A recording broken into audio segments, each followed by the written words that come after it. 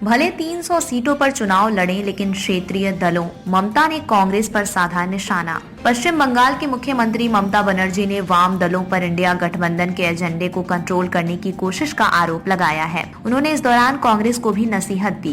विपक्षी गठबंधन Indian national development inclusive alliance INDIA में सीट बंटवारे को लेकर खींचतान के बीच तृणमूल कांग्रेस TMC की प्रमुख ममता बनर्जी ने कहा है कि देश के कई हिस्सों में बीजेपी के खिलाफ लड़ाई का नेतृत्व क्षेत्रीय दलों की ओर से किया जाना चाहिए। हालांकि उन्होंने सोमवार 22 जनवरी 2024 शाम ये भी कहा, कांग्रेस स्वतंत्र रूप से 300 लोकसभा सीट पर चुनाव लड़ सकती है, पर बाकी सीटें क्षेत्रीय दलों के लिए छोड़ी जानी चाहिए।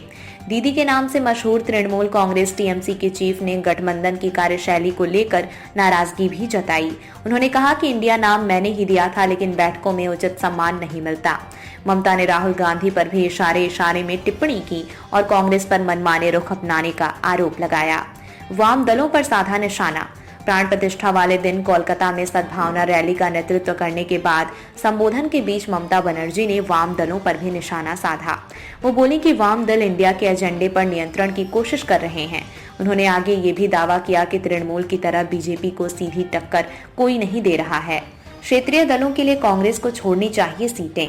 न्यूज एजेंसी PTI की रिपोर्ट के मुताबिक TMC नेता बोली, मैं इस बात पर जोर देती हूं कि कुछ विशेष क्षेत्रों को क्षेत्रीय दल के लिए छोड़ देना चाहिए।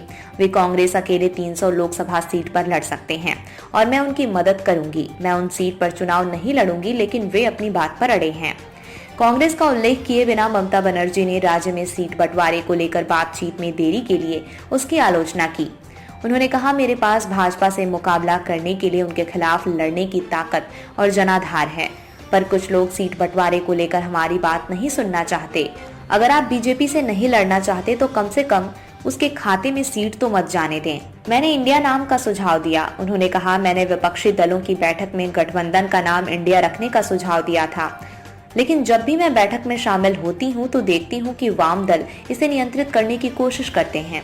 ये स्वीकार्य नहीं है। मैं उन लोगों से सहमत नहीं हो सकती जिनके खिलाफ मैंने 34 साल तक संघर्ष किया। बनर्जी ने आगे टिप्पणी की, इस तरह के अपमान के बावजूद मैंने समझौता किया और इंडिया गठबंधन की बैठक में हिस्सा लिया। राहुल गांधी पर क्या बोली? कांग्रेस नेता राहुल गांधी को असम में वैष्णव संत श्रीमंत शंकर देव के जन्म स्थान पर रोके जाने पर बनर्जी ने टिप्पणी की। उन्होंने कहा, केवल मंदिर जाना ही पर्याप्त नहीं है। उन्होंने बीजेपी के खिलाफ संघर्ष का जिक्र करते हुए कहा, आज कितने नेताओं ने बीजेपी से सीधे तौर पर मुकाबला किया। कोई व्यक्ति एक मंदिर में गया और सोचा कि ये पर्याप्त है, लेकिन ऐसा नहीं है। मैं एकमात्र व्यक्ति हूँ जो मंदिर, गुरुद्वारा, गिरजाघर और मस्जिद गई। मैं लंबे समय से लड़ रही हूँ। जब बाबरी मस्जिद का ढांचा ढहाया गया और हिंसा हो रही थी, तब भी मैं सड़कों पर थी।